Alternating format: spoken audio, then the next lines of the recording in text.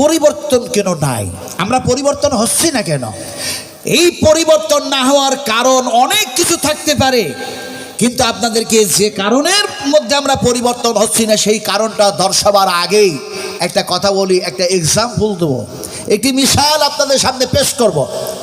কারণ এই যুগ, এই যেন দেখা যায় এক্সাম্পলটা এই জন্যই দিব যে এই যুগটা হচ্ছে যান্ত্রিক সভ্যতার যুগ, এই যুগটা হচ্ছে সায়েন্সের যুগ, এই যুগটা হচ্ছে কম্পিউটারের যুগ, এই যুগটা হচ্ছে ঐতিহাসিকের যুগ, এই যুগটা হচ্ছে মোবাইলের যুগ, এই যুগটা হচ্ছে ডিজিটালের যুগ।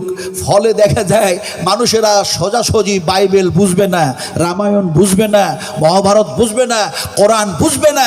এজন্য একটা এক্সাম্পল দিই আপনাদের সামনে। এক্সাম্পলটা হচ্ছে এরকম, আমাদের পরিবর্তন কেন হচ্ছে না এত শোনার পরেও? আপনারা কি উদাহরণটা এইভাবে দিয়ে বুঝাচ্ছি, একজন ফ্যাট মানুষ, কেউ যদি মোটা মানুষ থাকলে দুঃখটুকু করবেন না ভাই। আমি এই গত নভেম্বর মাসে ওয়াজ করছিলাম আপনাদের ওয়েস্ট বেঙ্গল, পশ্চিমবঙ্গের রাজধানী আপনার রাজারহাট নিউ টাউনে। রাজারহাট নিউ টাউনে আপনার রাজারহাট আপনার একেবারে থানার পাশেই, আপনার মোটামুটি থানা থেকে মাত্র 100 মিটার দূরে স্টেজটা, জানলেন? এখন যিনি আমারে দাওয়াত করেছেন তিনি দেখা যায় সেই মঞ্চে আবার সভাপতি।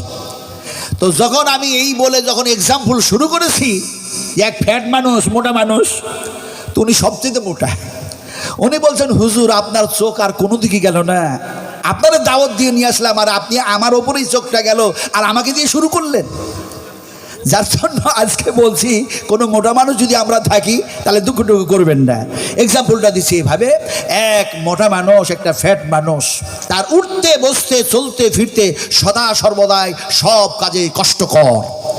চিন্তা ভাবনা করে এক ডাক্তারের কাছে গেল, গিয়ে বলল, স্যার আমি তো হেভি মোটা হয়ে গেছি, তো আমার শরীরের পরিবর্তন কিভাবে আসবে তা দয়া করে আপনি সাজেশনও দেন আর ঔষধও দেন। ডাক্তারকে যখন এই কথা বলেছে, ডাক্তার তখন বললেন, তুমি কি খাবার খাও যে এত মোটা হয়েছো? আপনারা কি খাবার খেয়ে এসছেন না খাবার খেয়ে যে খাবার খাবেন? এই খাবার খেয়ে এসছেন তো? দুপুরে খান নাই, গতকালকে খান নাই, গত পরশু দিনে খান নাই? তাহলে একটু সাহস করে সত্য কথা বলুন, খেয়েছেন না খান নাই? কোন হাতে খেয়েছেন? হ্যাঁ, ডান হাতে খেয়েছেন? একবারে সত্য কথা। আল্লাহ পাক বলছেন এই ডান হাতটাতেই খেয়েছো। এই ডান হাতটারে যদি প্যারালাইসিসে পরিণত করে দিই, এবার তোমরা কোন হাতে খাবে? তাহলে বলবে বাম হাত ভালো আছে, বাম হাতে খাবো।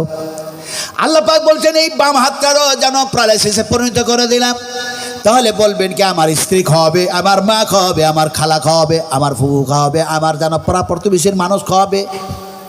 তারপরে দেখা যায় ওরাও যদি সেরকম হয়ে যায়, তাহলে দেখা যায় chief minister, prime minister, home minister এরা খাওয়াবে। আল্লাহ পাক বলেন পৃথিবীর সমস্ত নর আর নারী, সমস্ত মানুষগুলিকে পঙ্গ করে দিলাম, প্যারালাইসিসে পরিণত করে দিলাম। তাহলে বলো এবার তোমাকে কে খাওয়াবে? বলুন, ডান হাতে না বাম হাতে? মা না বাবা? কে খাওয়াবে? বললেন না, চ্যালেঞ্জ করলেন, ডান হাতে খেয়েছি। আল্লাহ পাক বলেন ডান হাতে খাওয়াতে পারে না, মা খাওয়াতে পারে না, বাবা খাওয়াতে পারে না। আল্লাহ পাক বলেন হুয়া ইউতইমুনি ওয়া ইয়াসকিন ওয়া ইযা মারিদতু ফাহুয়া ইয়াশফিন। আল্লাহ পাক বলেন আমি আল্লাহ তোমাদের পানি পান করায় দিই, আমি আল্লাহ তোমাদের খাবার খাইয়ে দিই, আমি আল্লাহ অসুখ দিই আর আমি আল্লাহ অসুখ ভালো করে দিই। সুবহানাল্লাহ। সূর্য উঠায় কে? সূর্য অস্তমিত করে কে? আল্লাহ শুধু বললেই হবে? বুঝে কথা বলুন, কে উঠায়? আপনারা যখন এতই বুঝেন যে আল্লাহ, তো সূর্য যায় কোথায়? বলুন কোথায় যায়? বুঝেই নেয়, বুঝেই নেয়। আসলে যে কথা বুঝে বলা হয়, যে কর্ম বুঝে করা হয়, সে কর্মের মধ্যে, সেই কথার মধ্যে ভুল হওয়ার সম্ভাবনা কম থাকে। আর যেটা না বুঝে বলা হয়, না বুঝে করা হয়, সে কথার মধ্যে, কর্মের মধ্যে ভুল হওয়ার সম্ভাবনা 100% থেকে যায়। বুঝি না, যদি বুঝতাম আমাদের পরিবর্তন খুব তাড়াতাড়ি আসতো। আসুন, ডাক্তার বলল বাবা তুমি এত যে মোটা হয়েছো তো খাবার কি খাও? তো ফ্যাট মানুষটা বলছে ডাক্তারকে, স্যার সকাল সকালবেলা হলে আমি 8টা রুটি খাই। ডাক্তার বলছে সর্বনাশ, এই কত বড় পেটুক মানুষ, হ্যাঁ সকালবেলা হলে না 8টা রুটি খাই, তাহলে দুপুরবেলা হতে তো অনেক দেরি।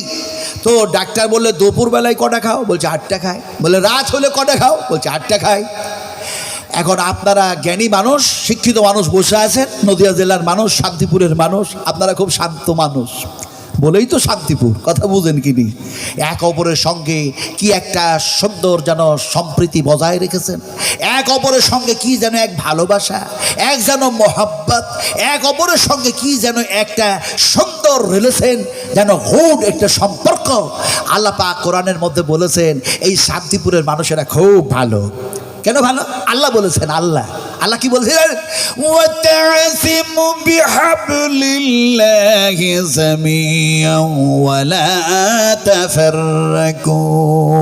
তোমরা নিজেদের মধ্যে ডিভাইড হয়ে যেও না, এক অপরের সঙ্গে তোমরা সম্পর্ক বজায় রাখো, এতে থাকবে তোমাদের মধ্যে শান্তি। আমি আল্লাহ শান্তি এনে দেব। আলহামদুলিল্লাহ বললেন না? এই শান্তিপুরের মানুষ আলহামদুলিল্লাহ বললেন না? আপনাকে আল্লাহ এত শান্তিতে রেখেছে আমার ভাইয়েরা। এই শান্তিপুরের ইতিহাস আজকে আমি বলবো না, অন্যদিন আসলে বলবো, যেহেতু আজকে আমার বিষয়বস্তুটাই আলাদা। এই শান্তিপুরের চূড়ান্ত এক ইতিহাস, লম্বা ইতিহাস আছে, যেটা আমি পড়েছি, আমি আজকে বলবো না।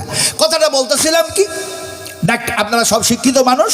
এখন ওই ডাক্তার জিজ্ঞেস করলো আর বলল সকালেও 8টা খাই, দুপুরেও 8টা খাই, রাত্রেও 8টা রুটি খাই। আপনারা সব শিক্ষিত মানুষ, হিসাব করে বলুন তো 3 8 রুটি খেলো কয়টা?